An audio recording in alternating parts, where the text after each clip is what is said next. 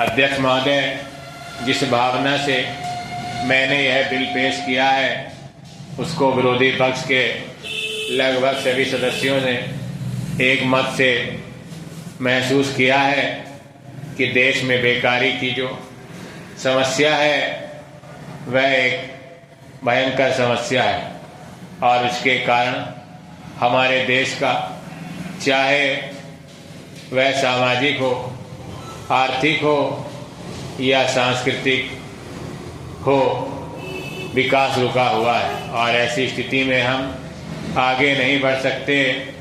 इसी प्रकार से इस परिस्थिति का निर्माण हम पिछले 54 वर्षों से देख रहे हैं, क्योंकि वह उनके अधिकार के बाहर है।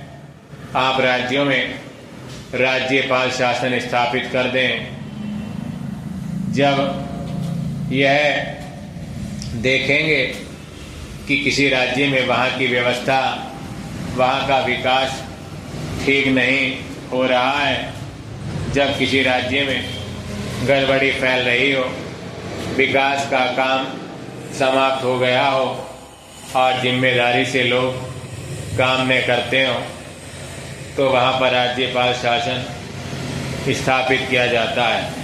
ऐसे बहुत से उदाहरण हमारे देश में मौजूद हैं। उसी प्रकार से हमारे राष्ट्रपति हैं और अगर देश में इस तरह की स्थिति वर्षों तक चले तो कोई कारण नहीं।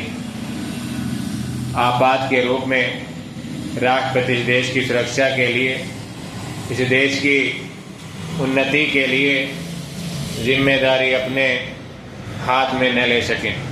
हमारे भाइयों ने बहुत से उदाहरण दिए हैं कि राज्य में सही सरकारें नहीं चली, लेकिन उसके पीछे राजनीतिक हथकंडे थे। अगर कोई राजनीतिक पार्टी जिम्मेदारी से काम नहीं करती तो विधान में यह स्पष्ट है कि राष्ट्रपति शासन अपने हाथ में ले लें। मैं एक उदाहरण देता हूँ कि संविधान में आदिवासी हरिजनों के उत्थान के लिए प्रण किया गया था कि 10 वर्ष में उनकी सामाजिक तथा आर्थिक स्थिति को सुधार देंगे, नष्ट करा। लेकिन यह सरकार उसमें भी असफल रही। उसको एक बार 10 वर्ष के लिए बढ़ाया गया और दोबारा फिर 10 वर्ष के लिए बढ़ाया गया है।